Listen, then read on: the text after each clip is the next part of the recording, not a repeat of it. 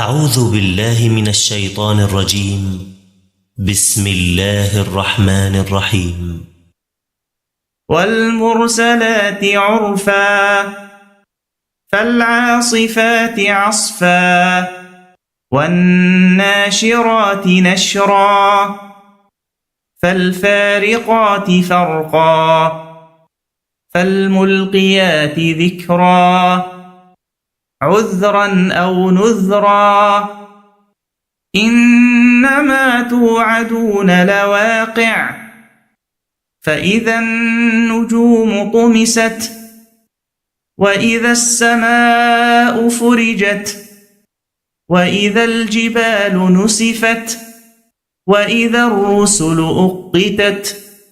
لأي يوم أجلت ليوم الفصل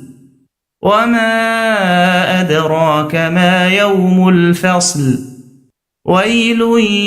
يومئذ للمكذبين ألم نهلك الأولين ثم نتبعهم الآخرين كذلك نفعل بالمجرمين ويل يومئذ للمكذبين ألم نخلقكم من ماء مهين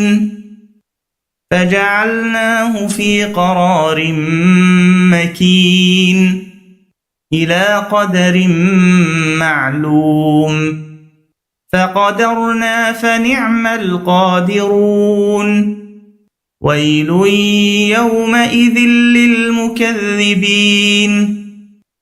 ألم نجعل الأرض كفاتا أحياء وأمواتا وجعلنا فيها رواسي شامخات وأسقيناكم ماء فراتا ويل يومئذ للمكذبين انطلقوا إلى ما كنتم به تكذبون انطلقوا إلى ظل ذي 3 شعب لا ظليل ولا يغني من اللهب إنها ترمي بشرر كالقصر كأنه جمالة صفر ويل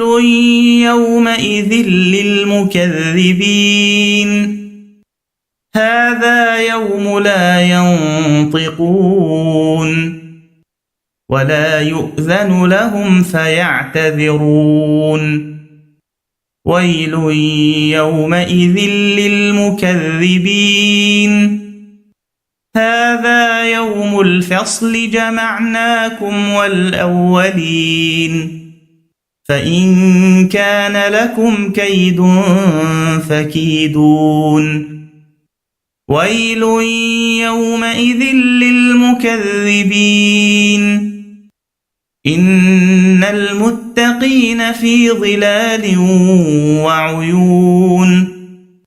وفواكه مما يشتهون كلوا واشربوا هنيئا بما كنتم تعملون إنا كذلك نجزي المحسنين ويل يومئذ للمكذبين كلوا وتمتعوا قليلا إنكم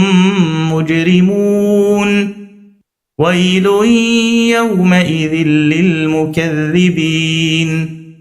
وإذا قيل لهم اركعوا لا يركعون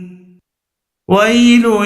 يومئذ للمكذبين فبأي حديث بعده يؤمنون